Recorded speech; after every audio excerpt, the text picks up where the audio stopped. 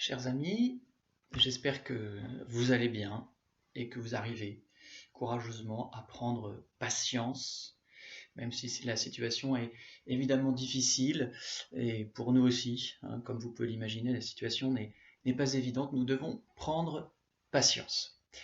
Et peut-être aussi mettre en pratique ces mots que Sainte Thérèse de l'Enfant Jésus, docteur de l'Église, aimait tant, tout est grâce. Tout est grâce. Alors, peut-être pour que tout soit grâce, nous pouvons profiter de ce temps, comme beaucoup le font, pour lire un petit peu, pour nous cultiver, et réfléchir au fondement de notre foi.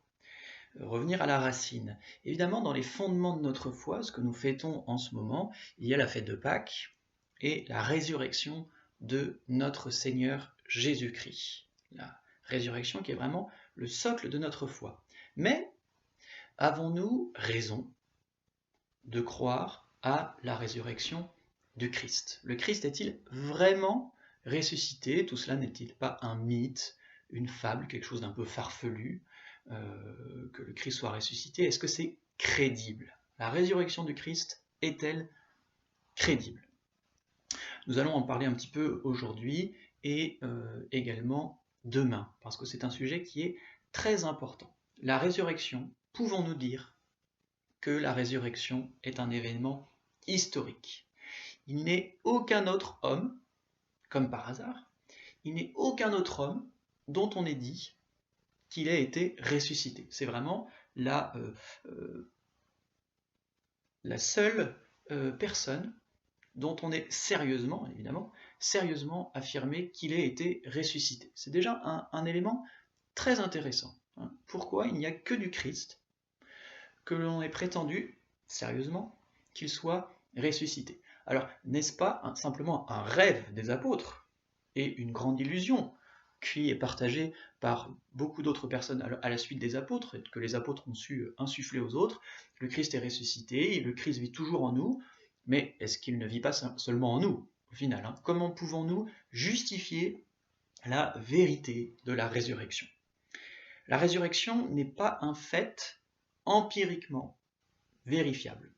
Quoique, puisque, avec le Saint-Suaire de Turin, il y aurait sans doute quelque chose à creuser de ce côté-là, sur les preuves, vraiment une preuve empirique de la résurrection de Christ, mais quelque chose de tout à fait empirique, de tout à fait historique, de tout à fait constatable, c'est le fait du témoignage rendu par les apôtres et les premiers disciples. Et ce témoignage, comme nous allons le voir, est inexplicable. Absolument inexplicable, sans l'événement réel qu'il suppose. L'événement réel qu'il suppose. La résurrection explique la rédaction des évangiles. Les évangiles eux-mêmes n'auraient jamais été écrits sans la résurrection, évidemment. Qu'est-ce que veut dire évangile? Évangile veut dire bonne nouvelle. Ce serait impensable d'écrire un évangile, ce serait même contradictoire, si le porteur de cette bonne nouvelle n'a abouti qu'à l'échec de la mort. En quoi est-ce que c'est une bonne nouvelle que le Christ soit crucifié s'il n'est pas ressuscité? Sans cette résurrection, donc, la foi chrétienne est totalement vide. C'est donc une question très importante, une question fondamentale pour notre foi, qui va donner sa confirmation à tous les dogmes de l'Église catholique, à toute la croix et toute la foi de l'Église catholique, suppose la résurrection. Et sans cette foi en la résurrection, eh bien, sans cette réalité de la résurrection, notre foi est vaine. Notre foi est vaine. Et ce n'est pas moi qui le dis. Si l'on relit l'épître aux Corinthiens, la première épître aux Corinthiens, au chapitre 15, versets 12 à 20, « Or, dit saint Paul, si l'on prêche que le Christ est ressuscité des morts, comment certains parmi vous peuvent-ils dire qu'il n'y a pas de résurrection des morts? S'il n'y a pas de résurrection des morts, le Christ non plus n'est pas ressuscité. Mais si le Christ n'est pas ressuscité, vide alors est notre message, vide aussi notre foi. Il se trouve même que nous sommes de faux témoins de Dieu, puisque nous avons attesté contre Dieu qu'il a ressuscité le Christ, alors qu'il ne l'a pas ressuscité, s'il est vrai que les morts ne ressuscitent pas. Car si les morts ne ressuscitent pas, le Christ non plus n'est pas ressuscité. Et si le Christ n'est pas ressuscité, vaine est notre foi. Vous êtes encore dans vos péchés. Alors aussi ceux qui se sont endormis dans le Christ ont péri. si c'est pour cette vie seulement que nous avons mis notre espoir dans le Christ, nous sommes les plus à plaindre de tous les hommes. Mais non, le Christ est ressuscité d'entre les morts, prémisse de ceux qui se sont endormis. Vous voyez que saint Paul est très affirmatif et saint Paul va très loin. Notre foi est vaine sans la résurrection du Christ. Les premiers chrétiens, d'ailleurs, ont tout à fait compris cela. Les premiers chrétiens n'ont pas cru parce qu'ils pensaient que les apôtres avaient une vague croyance ou un désir très fort de la résurrection. Les premiers chrétiens ont cru parce qu'ils pensaient sérieusement que les apôtres avaient vu le Christ ressuscité. Alors, ont-ils eu raison? Alors, pour agir de manière rationnelle, raisonnable, c'est ce qu'on appelle l'apologétique, qui va essayer avec la raison de montrer la convenance, la pertinence, la réalité des faits affirmés par la foi, eh bien, nous allons prendre les faits bruts, les données historiques, pour les analyser. Et tous les faits suivants que l'on va étudier sont historiquement constatables. Écartons tout de suite une objection de certains qui disent la résurrection n'est pas possible puisque les miracles ne sont pas possibles. Alors ça, ce n'est pas une démarche scientifique. Si vous êtes scientifique, vous ne partez pas d'a priori, vous partez des faits. Donc c'est ce que nous allons faire, nous allons partir des faits. Qu'est-ce qu'il s'est passé? Alors quels sont ces faits? Eh bien, le premier d'entre eux, évidemment, pour que quelqu'un soit ressuscité, il faut d'abord qu'il meure. C'est une première chose. Alors, le Christ, donc, est mort sur la croix. C'est un premier fait qui n'est plus aujourd'hui remis en cause par personne, sauf parfois certains musulmans qui affirment que le Christ en fait n'est pas réellement mort, que c'est quelqu'un qui a pris sa place, ou qu'on a eu l'impression qu'il est mort, mais que etc. Mais évidemment, c'est pas quelque chose d'historique. Au niveau historique, nous sommes à peu près certains. Je vous dis, il y a un consensus historique là-dessus. Le Christ est bien mort, crucifié sous Ponce Pilate. Voilà, la date elle-même est parfois un petit peu remise en question, mais en tout cas c'est aux alentours des années 30-33 de notre ère. Donc le Christ est mort sur la croix, premier fait. Deuxième fait, le Christ a été enterré. Le Christ a été enterré, ou plutôt mis dans un tombeau, la tombe de Joseph d'Arimathie. Alors, nous n'avons pas tellement de raison de remettre cela en question. On n'a aucune autre source qui affirme un autre enterrement de Jésus, et puis il n'y a pas de raison d'inventer ce fait-là qui est somme toute assez banal. Le Christ a été, comme toute personne qui est morte, enterré. Troisième fait, et là qui commence à être beaucoup plus intéressant. La tombe du Christ, le tombeau du Christ a été retrouvé vide par un groupe de femmes. C'est l'affirmation de l'Évangile. Pouvons-nous rendre raison de cette affirmation? Cette affirmation est-elle juste? Est-elle vraie? Eh bien, l'emplacement du tombeau était connu.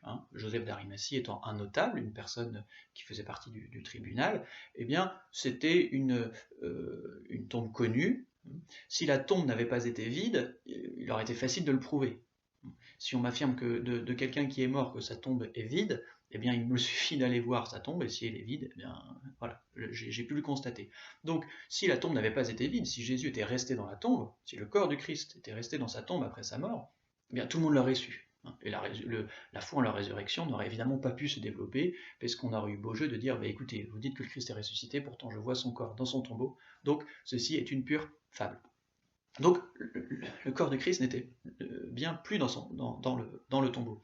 De plus, le récit de la résurrection par les évangiles met en scène des femmes. Ce sont des femmes qui témoignent, qui constatent en première que le tombeau est vide. Or, à l'époque, le témoignage des femmes est nul devant un tribunal. Il faut que ce soit un homme qui témoigne. Or, l'évangile nous donne comme témoins premiers et principaux des femmes. Ce n'est pas une très bonne idée de les mettre en valeur. Si le récit de la résurrection était inventé, on n'aurait pas choisi des femmes, on aurait choisi des hommes. On aurait choisi des hommes qui vont au tombeau, qui constatent qu'il est vide, et non pas des femmes. D'autre part, si les fondateurs, ou plutôt les faussaires chrétiens avaient inventé la résurrection, ils auraient fait en sorte que le tombeau soit découvert par les apôtres, les fondateurs de l'Église, les pierres angulaires, et non pas par des femmes qui font apparaître les disciples masculins futurs chefs de l'Église, qui les font apparaître parfois même rédacteur de l'Évangile. Les femmes font apparaître les apôtres comme plutôt des couards, des peureux et des incrédules. Voilà ce que nous dit l'Évangile de Saint Luc. Ces propos, donc les propos des femmes qui affirment la résurrection, leur semblèrent du radotage et ils ne les crurent pas. Étrange quand même d'inventer cela. Enfin, les autorités juives ont fait courir le bruit que les apôtres avaient enlevé le corps de Jésus, avaient volé le corps. Et cette idée est présente dans la tradition juive. Si les autorités croient bon de faire circuler ce bruit, c'est donc que le corps de Christ n'était pas dans son tombeau. Voilà donc un fait très important. Le tombeau du Christ était vide. C'est un fait.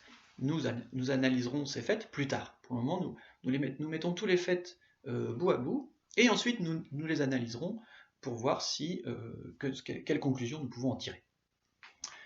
Quatrième fait. De nombreuses personnes ont eu la forte impression de voir Jésus vivant après sa mort. C'est un fait. Voilà ce que dit l'Épître aux Corinthiens. Jésus donc est apparu à Céphas, c'est-à-dire à Pierre, puis aux 12. Ensuite, il est apparu à plus de 500 frères à la fois. La plupart d'entre eux demeurent jusqu'à présent, et quelques-uns se sont endormis. Ensuite, il est apparu à Jacques, puis à tous les apôtres, et en tout dernier lieu, il m'est apparu à moi aussi, comme à l'avorton. Vous remarquez que saint Paul précise que les personnes à qui Jésus est apparu, certaines demeurent jusqu'à présent, et d'autres sont morts. Ça veut bien dire, certains sont toujours là, vous pouvez aller leur demander, ils sont encore vivants. C'est pas quelque chose que j'invente, vous pouvez aller leur demander. Alors évidemment, c'est pas une preuve, ça ne suffit pas. Cependant, pour le moment, on n'analyse pas, pour le moment, on se contente de récolter les faits. C'est un fait, des personnes ont affirmé que Jésus leur était apparu. Nous aurons à vérifier s'ils avaient raison de l'affirmer, mais certains l'ont dit. Je ne sais pas si vous connaissez d'autres personnes duquel on est prétendu qu'elles soient apparues, vivantes, après leur mort. Il n'y a que de Jésus que l'on dise qu'il est apparu, après sa mort, comme vivant à d'autres personnes, comme par hasard. Comme par hasard, il n'y a que le Christ qui se montre vivant après sa mort, ou en tout cas, que des gens disent avoir vu vivant après sa mort. Et pas un ou deux, pas un ou deux. Il est apparu à Céphas, à Pierre, puis aux 12. Ensuite, il est apparu à plus de 500 frères à la fois. Donc, c'est pas deux ou trois, c'est beaucoup. Je ne connais pas d'autres personnes dont on dise cela. Très intéressant. Pour que des personnes en viennent à croire dur comme fer que Jésus était vivant, il a bien fallu des expériences de résurrection. Il a bien fallu que quand même il y ait un événement. Il n'y a pas des gens qui se mettent à croire comme ça qu'une personne est ressuscitée du jour au lendemain. Notez bien, d'autre part, qu'encore aujourd'hui, pour plus d'1 milliard de personnes, en tout cas au moins 1 milliard de personnes, Jésus est une personne toujours vivante. C'est-à-dire qu'il y a encore des gens qui croient dur comme fer que le Christ est réellement ressuscité. C'est un fait. Constatable, c'est un fait. Dernier fait. Ensuite, nous passerons à l'analyse. Demain. Dernier fait, les apôtres ont brutalement changé d'attitude. Bon, c'est quelque chose aussi que nous pouvons constater. C'est-à-dire que on sait très bien que les apôtres, à partir des années 30, ont eu une intense activité missionnaire. Les apôtres sont partis partout pour évangéliser et pour proclamer la résurrection de Christ. Et il n'y a pas que l'évangile qui le dit, évidemment, puisque l'évangile s'arrête justement à la résurrection. Donc il y a tous les écrits chrétiens, mais il y a aussi des sources non chrétiennes. Et on sait très bien que les apôtres ont évangélisé, puisqu'on les a retrouvés jusqu'à Rome, et un petit peu partout dans le monde connu de l'époque. Donc les apôtres évangélisent. La mort du Christ, pourtant, aurait dû les plonger dans l'abattement, dans la tristesse. La mort sur la croix était la pire des malédictions. Ils auraient dû être dans le plus complet désespoir. D'ailleurs, il y a eu beaucoup de faux messies. Vous savez qu'on a la trace historique notamment dans Flavius Joseph, les écrits de Flavius Joseph, d'autres messies, des faux messies, qui sont morts avant Jésus, après Jésus. Beaucoup, il y a eu d'autres messies. Jésus n'est pas le seul à s'être prétendu le messie. Eh bien, aucun autre messie n'a eu de disciples après sa mort. Personne, les autres disciples, les autres messies qui sont morts, personne n'a dit qu'ils étaient ressuscités et personne n'a continué à croire en eux après leur mort. Il n'y a que de Jésus, comme par hasard, il n'y a que du Messie Jésus, il n'y a que lui qui a eu des disciples après sa mort et qui a été évangélisé, dont la foi s'est répandue après sa mort. Très intéressant. Bon, en tout cas, donc, les apôtres ont brutalement changé d'attitude. Ils ont changé d'attitude. Et on voit mal comment des juifs pieux, les apôtres étaient des juifs pieux, on voit mal comment ils auraient pu soutenir mordicus la messianité de leur héros mort et enterré, s'ils n'avaient pas vécu quelque chose de totalement renversant. Même des historiens les plus sceptiques l'affirment, et je vous cite un historien plutôt sceptique, effectivement, on peut considérer comme historiquement certain que Pierre et les disciples ont vécu des expériences après la mort de Jésus, au cours desquelles Jésus leur est apparu comme étant le Christ ressuscité. C'est historiquement certain. Peut-être que c'était une hallucination, peu importe. En tout cas, ce qui est historiquement certain, c'est que les apôtres ont brutalement changé d'attitude. Ça, c'est clair. Les apôtres ont immédiatement prêché la résurrection de Jésus en chair et en os à Jérusalem, la ville même de son supplice, devant des milliers et des milliers de témoins. Alors qu'ils auraient dû, si leur héros n'est pas ressuscité, alors qu'ils auraient dû se cacher, avoir honte. Bien. Eh bien, c'était déjà un petit peu long, nous allons nous arrêter là pour aujourd'hui, et demain nous allons tout simplement analyser ces faits. Comment pouvons-nous les expliquer le plus raisonnablement possible? Alors à demain.